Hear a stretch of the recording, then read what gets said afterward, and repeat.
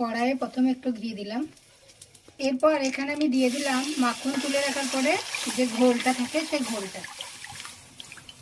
অল্প একটু ঘোল তুলে রাখছি কাস্টার্ড পাউডারটা ঘোলার জন্য।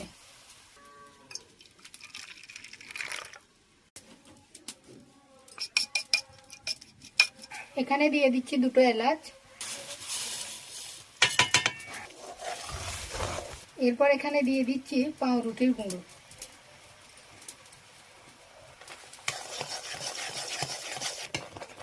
এরপর দিয়ে দিচ্ছি এখানে কাস্টার্ড পাউডার গুলে রাখা। নামাবার আগে অল্প একটু ঘি দিচ্ছি। এরপর এটা নামিয়ে একটা পাত্রের মধ্যে ঢেলে নেব।